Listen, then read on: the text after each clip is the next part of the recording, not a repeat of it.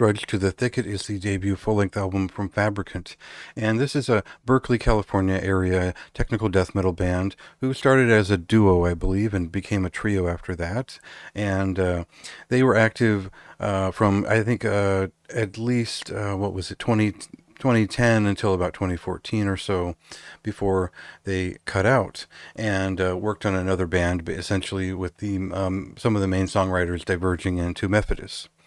A very well appreciated underground black death metal band that you should know. So, what this band was all about back in the day and why their first demo kind of took off back in 2010 was that it was a time where they were one of the first bands that actually got a quality, professionally performed demo out that was riding that wave of underground popularity enjoyed by the remembrance of Time Ghoul and Demolik and you know technical death metal that was old school. It was a classic sound from the early to mid 90s, an evolution of death metal that there was a time where it was just bands like Zealotry and Blood Incantation came a little bit later, and I think people forget pretty quickly that a lot of those bands came from that sort of online underground collective that was appreciating the past.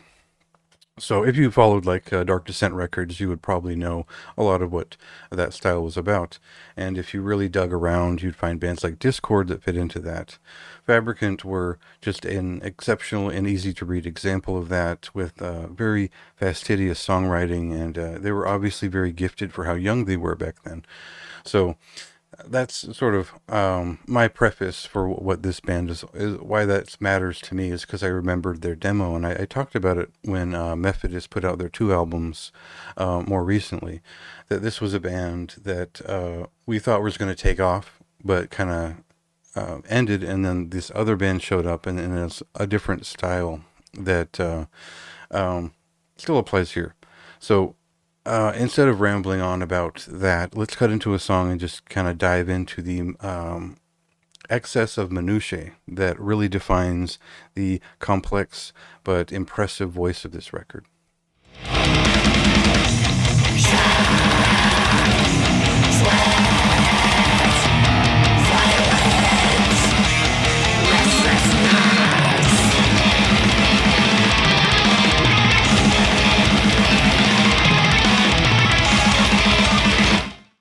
So in a way, a lot of people were turned off by how just note-filled and the blazing mind that was Methodist, and the songwriting is just so intense on those albums. They're really challenging themselves, and I think that Fabricant is equally challenging in that aspect, in that there's a real just pouring out of ideas, and they just happen to make them all work together, and they don't do it in such a typical way. There is a unique style of songwriting here that is sensical. It is actually very well developed and professional, and if you're a fan of Anata and their later on work, where there was a little bit more flourish to it, there was a little bit more of a rambling use of dissonance, and just the way they cut the phrases together. There's a lot of similar progressive death metal inclinations tied into the way that Fabricant keeps everything fluid in their music, and that's really where it impressed me.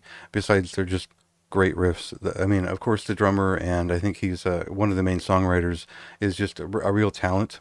And the drums sound kind of different on this record, but it suits technical death metal for me, especially in this style, which is fairly unique. So, otherwise, it is not so much a riff record, but it can be. It's not so much a prog death sort of record, but you'll understand the basis. It's slapping and clanging, and there's certainly a really broad and interesting range of techniques available to all the artists, and they really are above average in that respect. So it's the hard thing is to really describe how we get into these songs beyond sensation. When I approach a band like Artificial Brain, that is a band that is equally about the sensation of the listening experience as it is the note for note. And Fabricant is a little bit more about the note for note phrasing and the sway between ideas than it is always about the experience and the sensation of listening. And that varies throughout the album. It's very strong in its transitions and movements, and then sometimes it rants just to such a degree that it becomes overwhelming. So having the separation of sides on like a vinyl release is good because you can at least you can take a breath in between. So otherwise, we got a couple of songs that are from their earlier demo days, and these stand out as a little bit heavier and more angular, and just chopping right to the riff in a more machine gun sort of way. But they're some of their more memorable songs, and they were kind of one-off digital singles back in the day. So it's good to get a new and updated version here and sort of contrast between those. I thought that was pretty interesting.